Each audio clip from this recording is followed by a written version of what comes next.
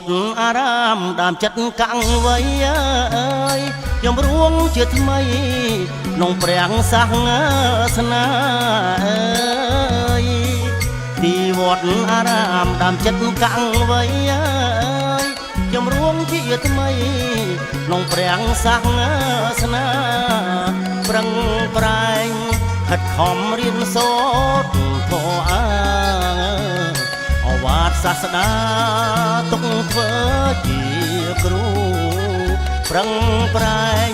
ខិតខំរៀនសូត្រធម៌អវាទសាស្តាទុកធ្វើជាគ្រូ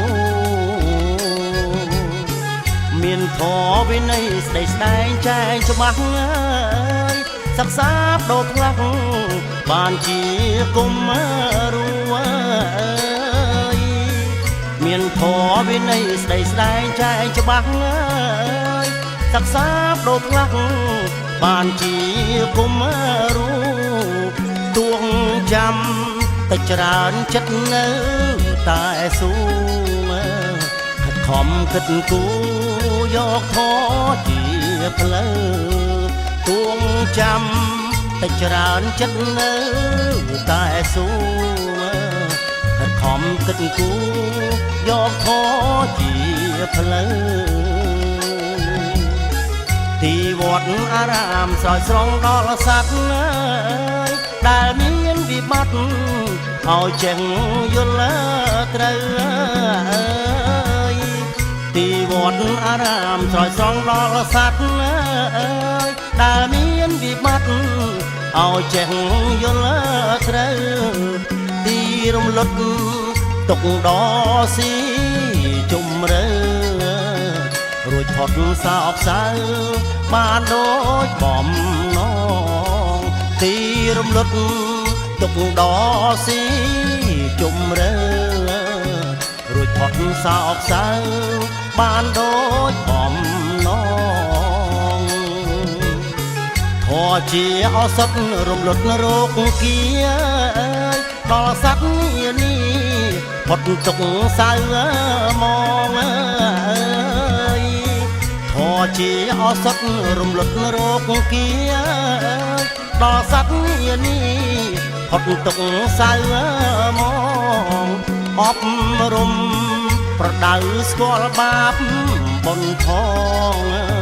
ទុកភ័យកន្លងរសាយទៅអើយអប់រំ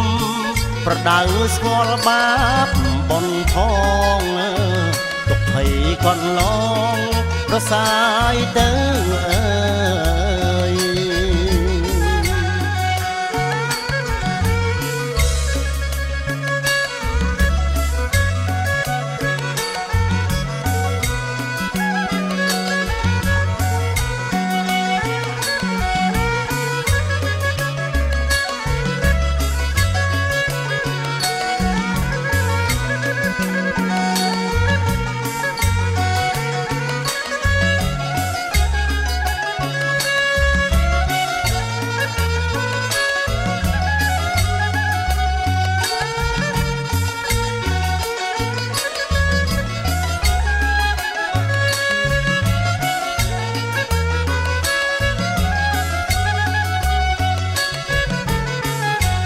ជាឱសថរំលត់រោគគា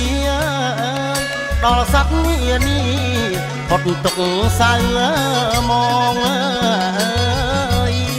ធម៌ជាឱសថរំលត់រោគគាដល់សត្វនេះផុតទុកសៅម